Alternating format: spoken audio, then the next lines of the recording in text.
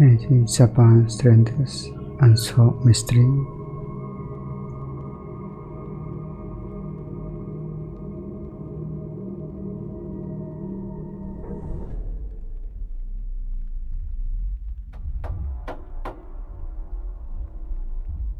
There is main mystery in the woods.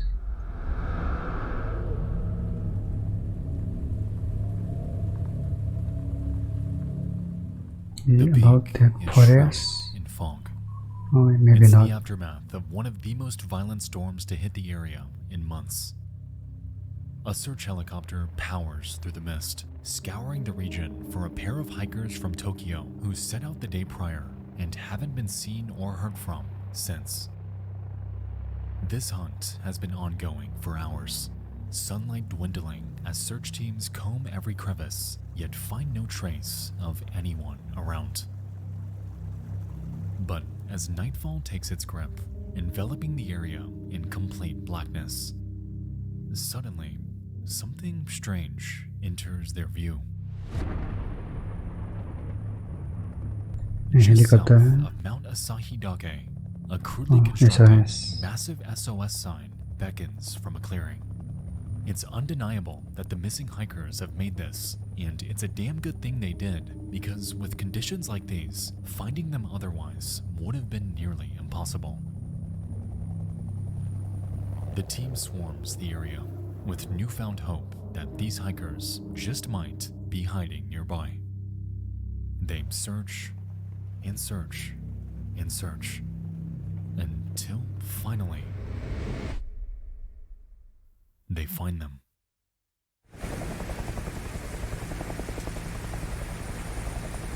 That's a good news, About a mile north, the two men emerge from a cave. They are completely disoriented, battered, and exhausted, but most prominently are in complete disbelief that the rescuers found them. As they're pulled up into the aircraft, the search team reassures them that they're gonna be okay, before commending them on their efforts. What did they leave behind? We couldn't have found you without your help, they claim. You guys did a really great job building that sign. The men pause for a minute, visibly confused. I'm sorry. They did not make them. We didn't build the sign. We have no idea what you're talking about.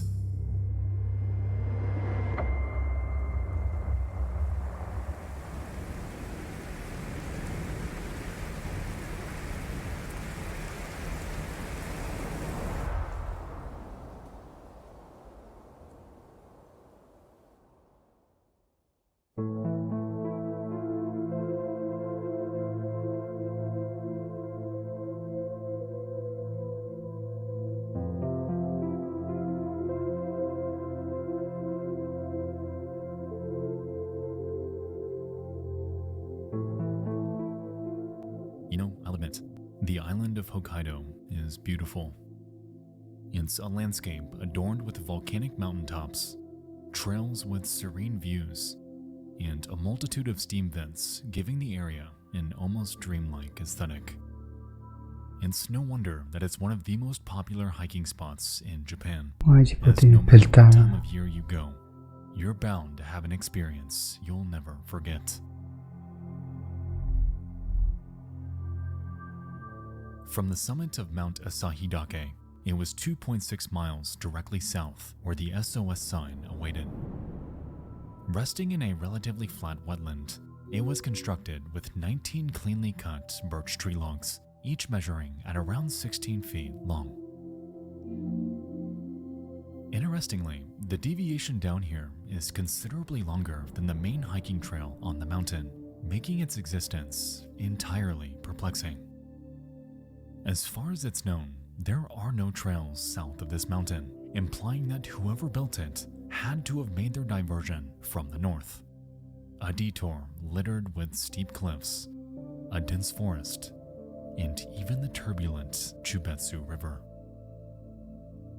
At this point, it's completely unknown they had to get them across the river how to this person got here, and for Japanese police, it was undeniable that a mystery was brewing on the mountain. Someone is still out there, likely pleading for help. There must be another one there.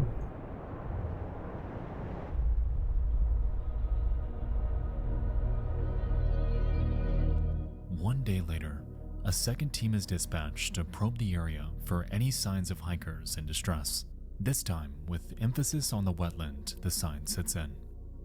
And while they all held out hope of finding someone still alive, unfortunately, just a few short hours into their search, they'd uncover quite the contrary. Hidden near the SOS sign are scattered human remains covered in bite marks from wildlife, and nearby, a backpack containing various items. A Sony Walkman, 4 cassette tapes, toothpaste, a bar of soap, and a towel. At first glance, it's obvious that the belongings and the human bones are connected. However, a curious question lingered in everyone's mind. How did this person with enough energy and strength to build an SOS sign out of 19 massive logs allow themselves to die in nature? For the rescue team, nothing further was discovered that day. For what it's worth, though, this seemed like a pretty open and shut case. Locals have claimed that the weather on this mountain is volatile, with thunderstorms rolling in with hardly any notice. Perhaps this person got turned around, mistakenly made their way down here, and spent their final days awaiting help that never came. Actually, sad story. The sight to the SOS sign and the story it tells is grim, but all things considered, this case, again, seemed relatively straightforward. Someone passed away here and built an SOS sign before it happened. The only question really was, who was it? And how exactly did they get here?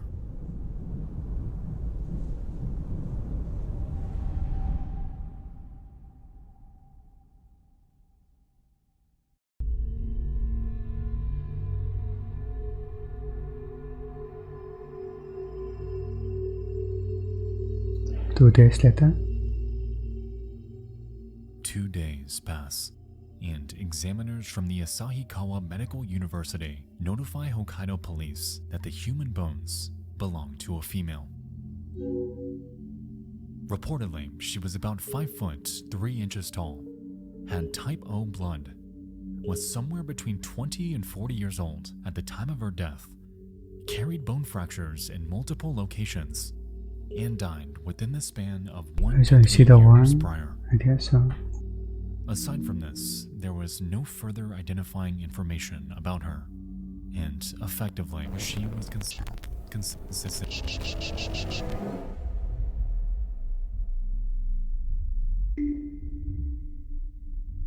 Something is wrong. This doesn't make any sense at all.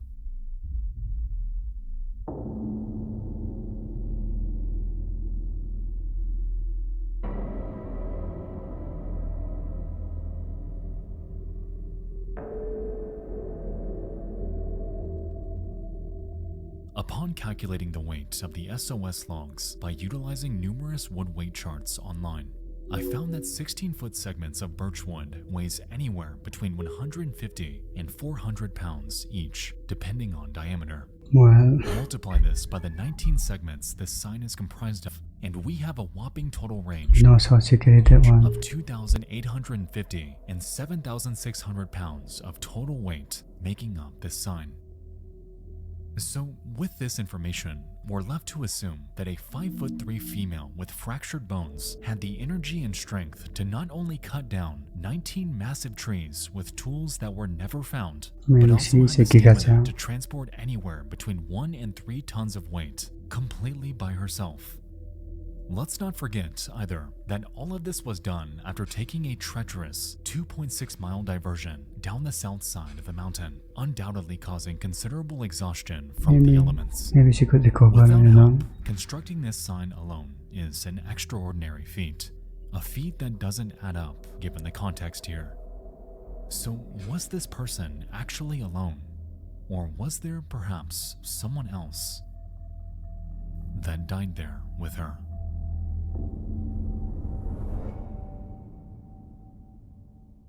Maybe the person who made the sign actually rescued her.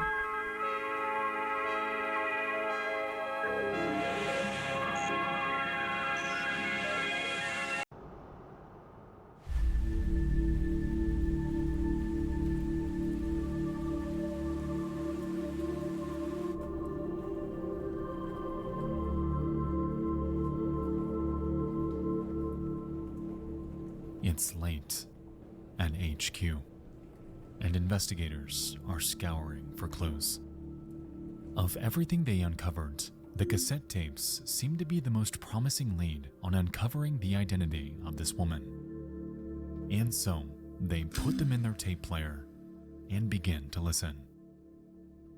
As they Easily play, record. they're met with musical tracks taken from various anime TV shows. However, once they make it to the last one, something strange gives them pause.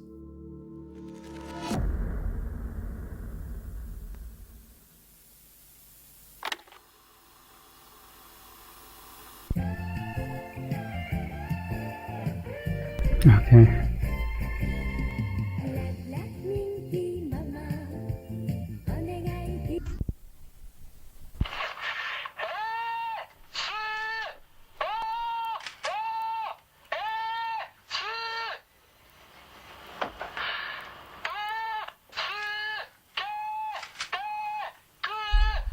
This has to be a throw, right?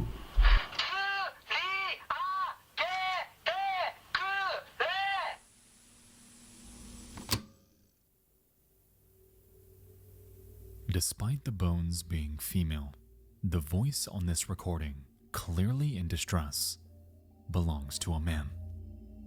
And the translation: SOS, help me. I'm stuck on the cliff. SOS, help me. I'm at the location where I first met the helicopter. The Sasa is deep and I can't climb up. Please pick me up here. Interesting.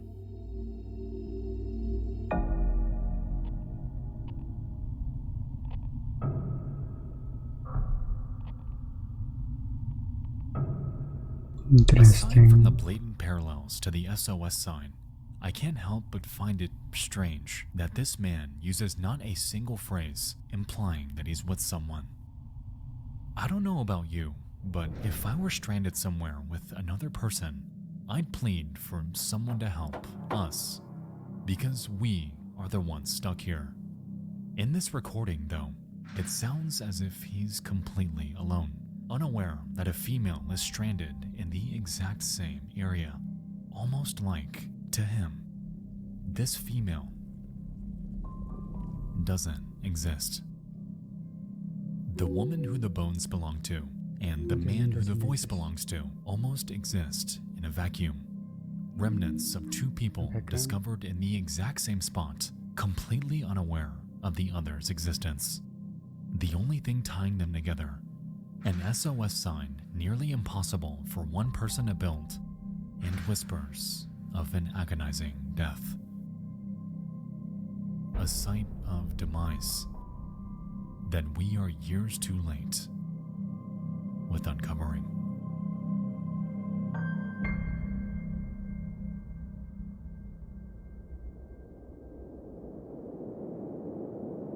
So they didn't find a body. I'm so confused.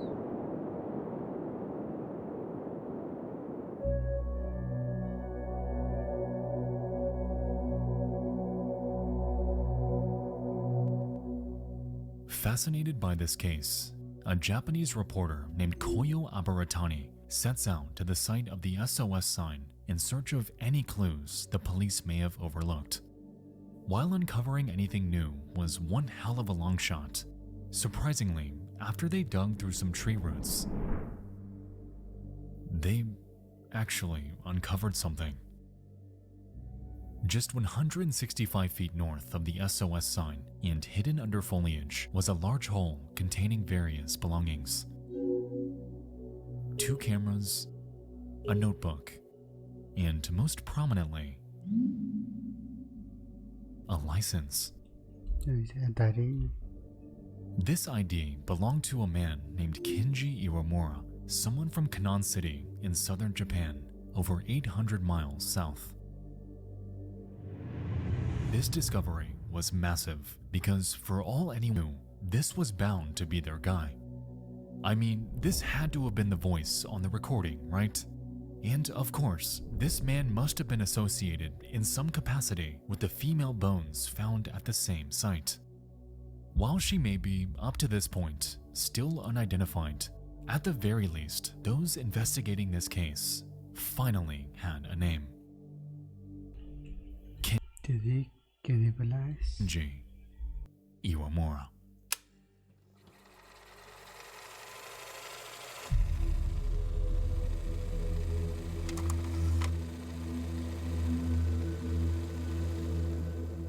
It's the middle of summer, and 24-year-old Kenji Iwamura sets out for Mount Asahidake for a short hiking trip.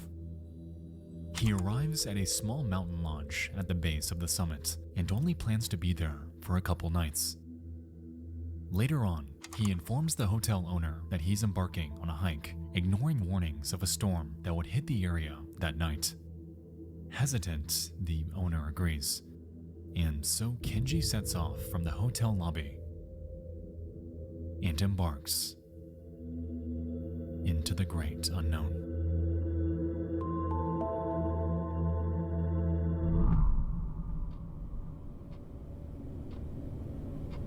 As time ticks by, the sky darkens.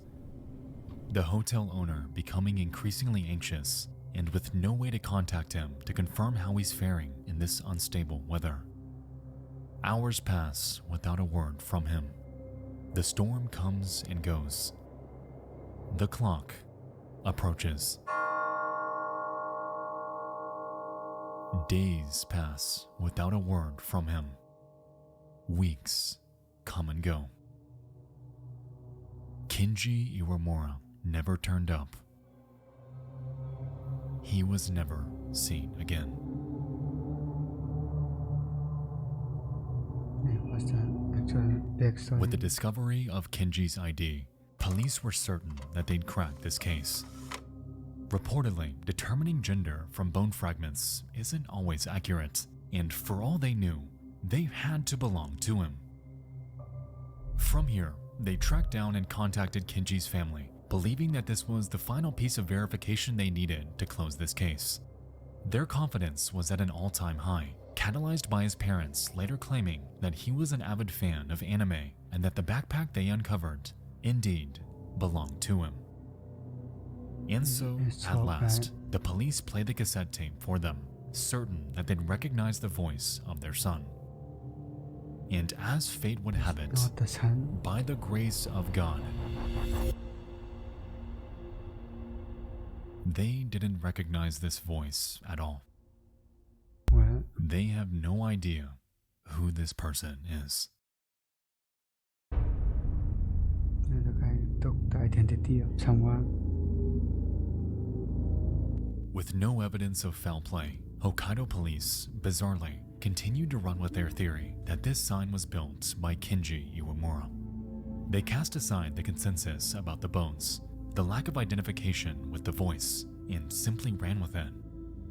It took just 11 days for them to close this case, and to this day, the mystery surrounding the SOS sign has been cast into the void of history, solved to them, yet completely bewildering to the world surrounding them. By 1990, the bones were re-examined, and the consensus underwent a surprising change. Reportedly, they never belonged to a woman with type O blood, but rather a man with type A. How do they mess up the blood mode?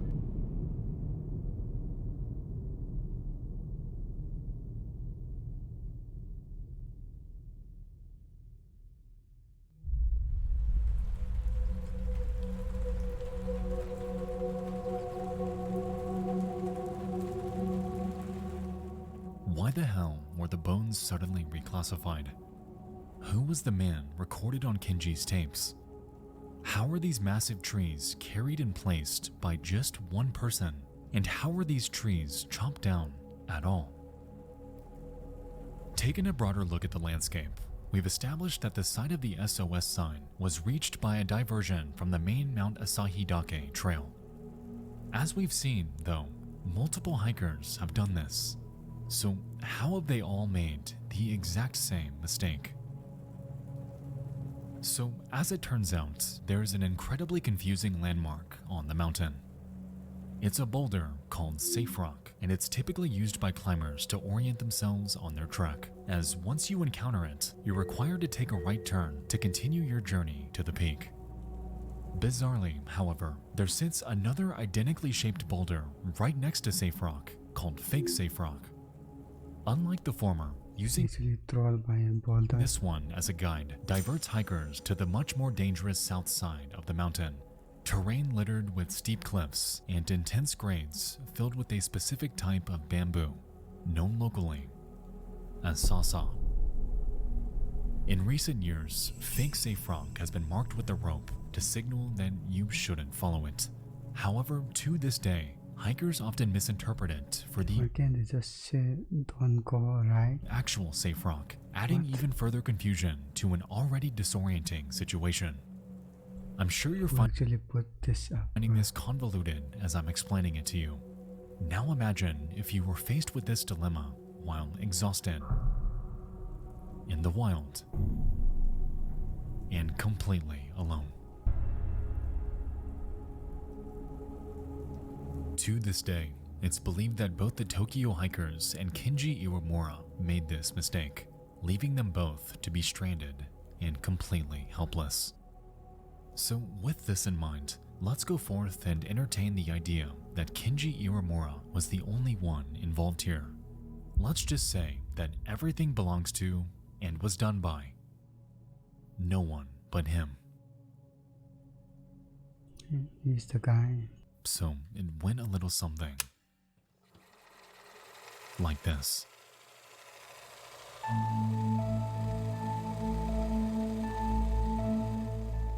Kenji Iwamura begins his trek from the lodge and makes his way up the Asahidake trail. Because of the impending storm, it's possible that there are few hikers up on the mountain.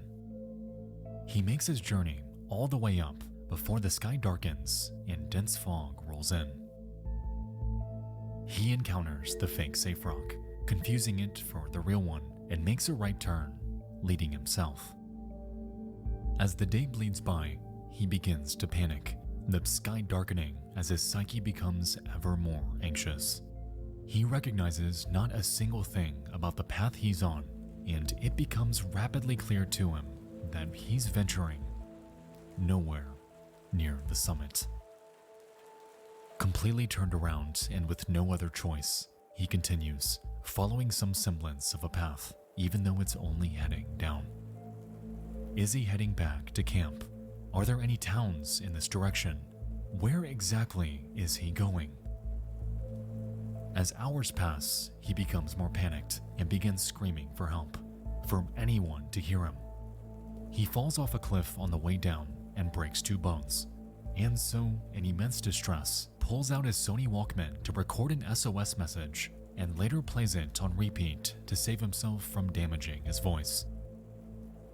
As he continues to limp downward, he encounters and crosses the Chupetsu River before eventually landing at his final destination, the flat wetland where he would build the SOS How about the trees? and where the two would inevitably remain. How does the sign met them?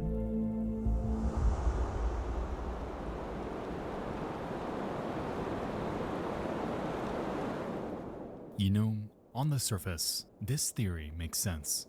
However, when you begin to pick apart the finer details, this story rapidly falls apart. As we know, the only cliffs in the vicinity are up the mountain, and if these are what Kenji's referring to in his recording, assuming it's him, then he made it to the wetland with broken bones and in excruciating pain.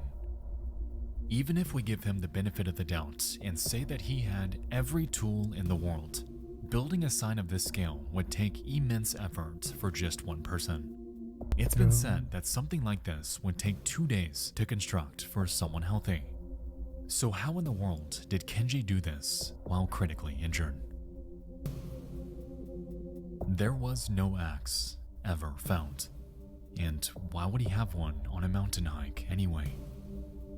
On top of this, the condition of the bones indicated that he would have been incredibly frail by the time he passed away. There is no way this man made this thing alone, leading me to believe that Kenji Iwamura, perhaps, wasn't the only one to die there. Consider this. Doesn't see anything recording. Kenji is on the hike and somewhere during his climb encounters someone else out there. The two are both on their way to the mountain peak, and so they pair up and continue their trek together. As the fog rolls in, the two begin to undergo equally critical errors, making their turn at fake safe rock and getting lost down the mountain's south end. Injured, one of them makes a recording while the other pleads to keep going. And so they continue downward, cross the river, and make it to the wetland where Kenji lies in agony.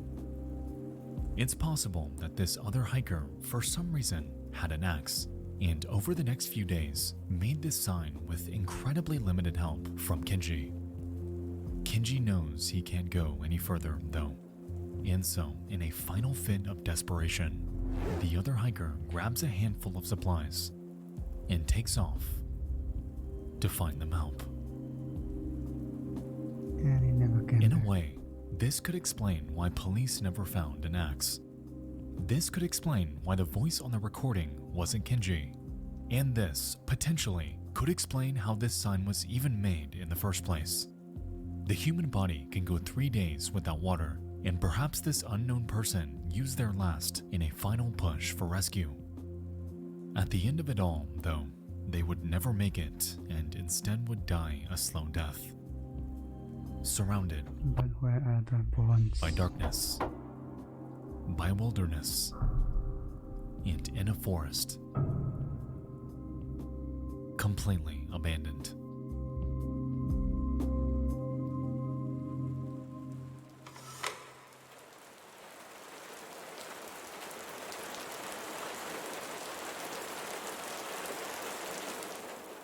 Perhaps their body is still out there, but we just haven't found it yet. It's a tragic end to someone who may not even exist, but goddammit, it's the only way this story makes any sense. Kenji Iwamura had to have gotten help from someone else on the mountain that night. There is just no way in which he couldn't have.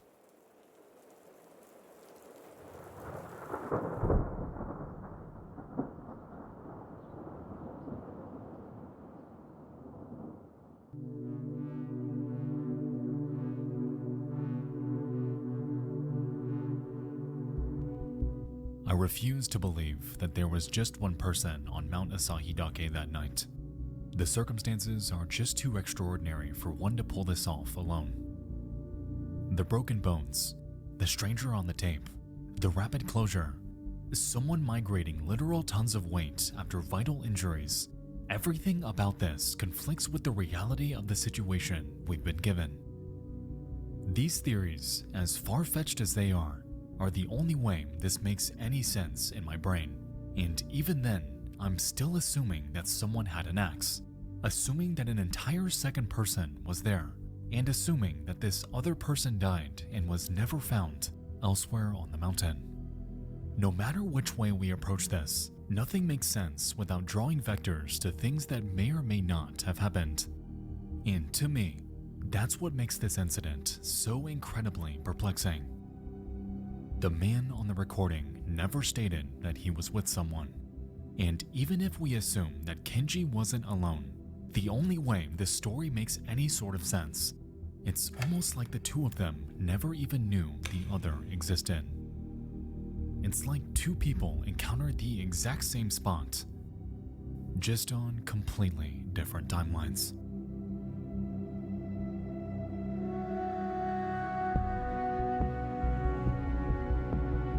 Interesting. It goes without saying that we can theorize for hours about what took place on Mount Asahidake and how the SOS sign, given the evidence we currently have, shouldn't exist.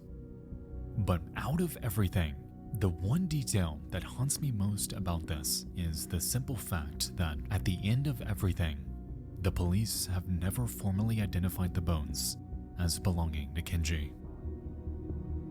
And this is after they were reclassified to belonging to a male, after this story spread to the world around them, and after the mystery surrounding the SOS sign and all of its bizarre inconsistencies had spearheaded this into one of the most captivating unsolved cases in history.